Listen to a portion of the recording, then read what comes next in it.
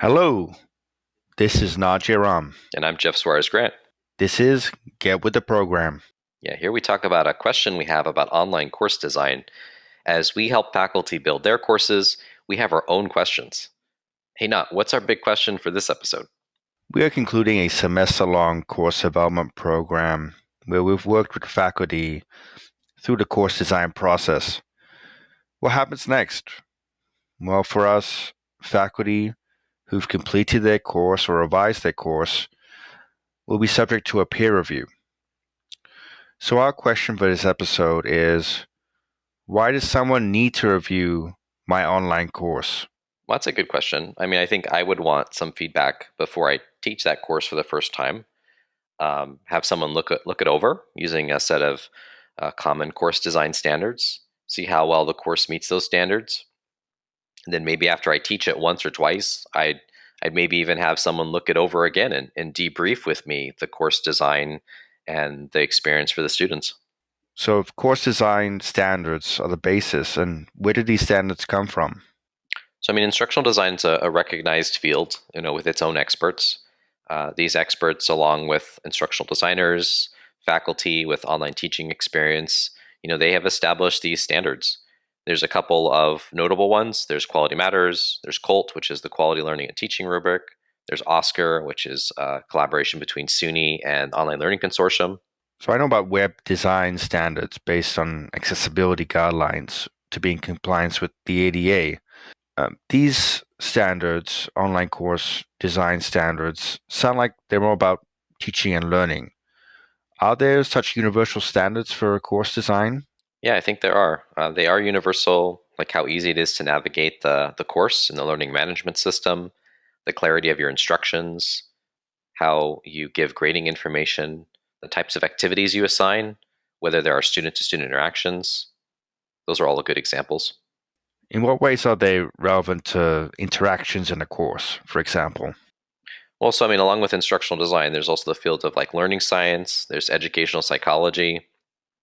There's lots of evidence to support the standards that relate to student learning in an online course, especially on the kind of the social aspects of learning. Like Garrison's Community of Inquiry, that's a really notable one that talks about online community, needing to establish that for student learning. Okay, so we have online course design standards based on learning science, educational psychology. Now, how does feedback from a peer and the whole review process help make a course better? Well, so for one thing, you may not know something you don't know. A peer reviewer would look over your course and they'd apply, that design expertise when they give you feedback to kind of bring to your attention something that you hadn't thought to do. For example, I heard that some faculty prevent students from interacting with each other because they're concerned that students would share incorrect answers or misinterpret a lesson. So I think that's a great example where you don't what you don't know can kind of hurt you. There's actually a lot written about the benefits of metacognition, learning how to think and learn. And you might think, oh, this is an easy fix. I'm just going to not allow my students to kind of interact with each other because, in my view, that's detrimental in some way. But, it is important for students to work with one another. As an expert, you've kind of somewhat forgotten what it's like to be a novice. Sometimes it takes another novice to explain something to their peer for them to get it. There's also kind of teaching something you've recently learned yourself to someone else. That's also incredibly powerful. Those are all things that are kind of borne out in the educational psychology literature.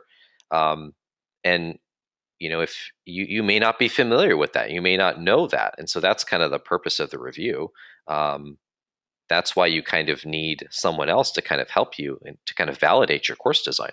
So you have a peer reviewer who's reviewing your course, and these rubrics have annotations and examples of the appropriate way to structure or sometimes facilitate a course.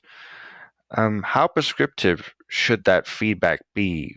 For example, if a faculty doesn't want to use a group project, for example, is this still required?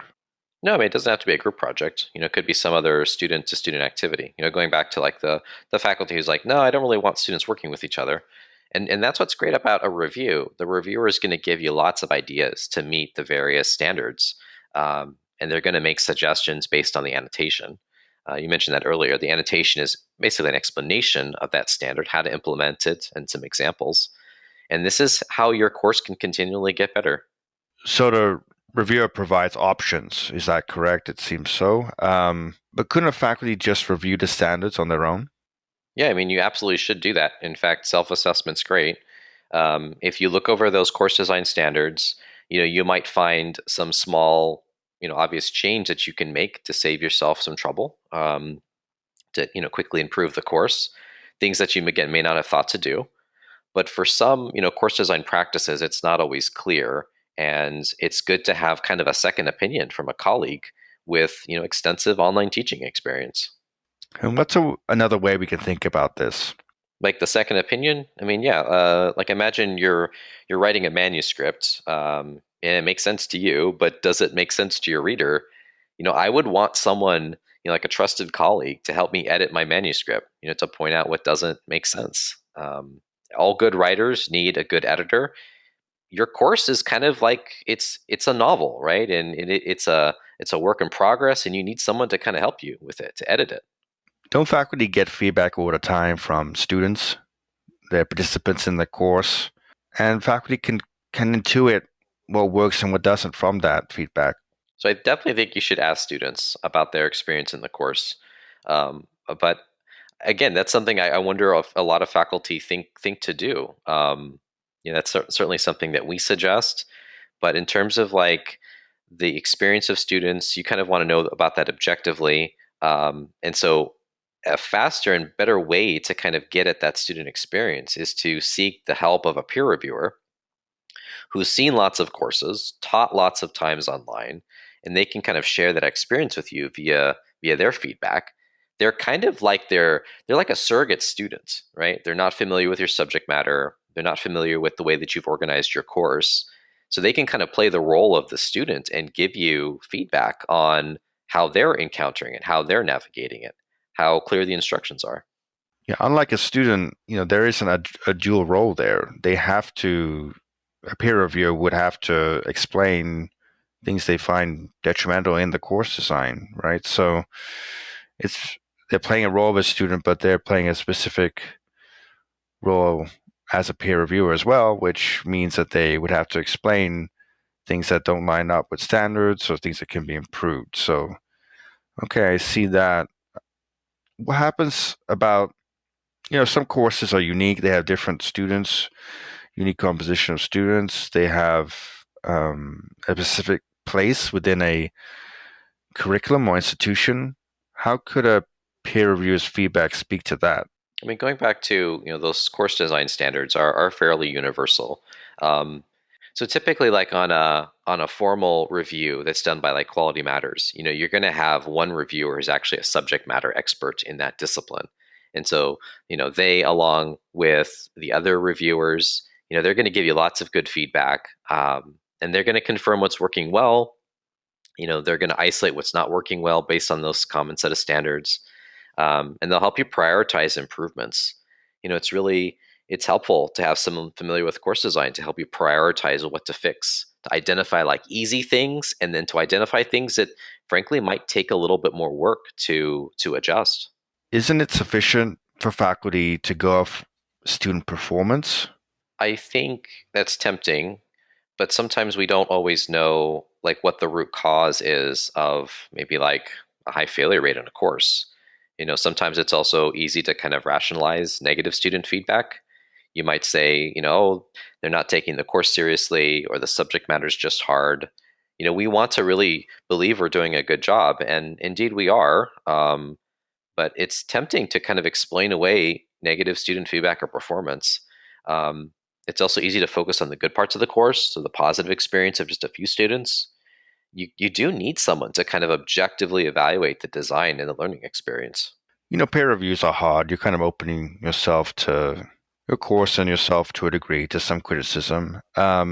Sometimes reviews have dismissive comments, or maybe faculty have experienced that before, or rejections to papers without any or much explanations. how would a peer review, a good quality one, how would that be different? That's a really interesting point, and it's something that may not be obvious to folks who are about to do a peer review or a review of their course. I think within disciplines, there's like convergent and divergent disciplines. And frankly, like your manuscript that you've submitted, the reviewers who might, obviously like colleagues, in your discipline, they frankly might not agree with you, and what you're kind of writing about, like seriously challenges what they've written about, right? Their perspectives on that. The difference with the peer review, though, for course design is that, again, we're basing it off of this common set of design practices that's supported by literature, by educational psychology, instructional design. And so that's the basis for the review. So that then allows the reviewer to really focus on being constructive. Again, it's not arbitrary. It's not like the dreaded revise and resubmit, where there's politics potentially involved. Peer reviewers go through training to not only understand the standards, how to apply them, but also how to be exceedingly constructive, to be helpful, to be collegial, how to be very specific about what they want you to change or improve, and to offer suggestions. Okay, that's great. So our big question was, why does someone need to review my online course? What's the answer? So I think just to put it succinctly, it's all about continuously improving your course design and the experience for students. And why not get some help with that? I think folks should give it a try. I think everyone's going to be pleasantly surprised at how helpful the process is. And you know what? After you participate in a review, after you have been reviewed, your course design's been reviewed, consider becoming a peer reviewer yourself. That's great. I encourage that. I am not Jerome. And I'm Jeff Suarez Grant. This was Get with the Program.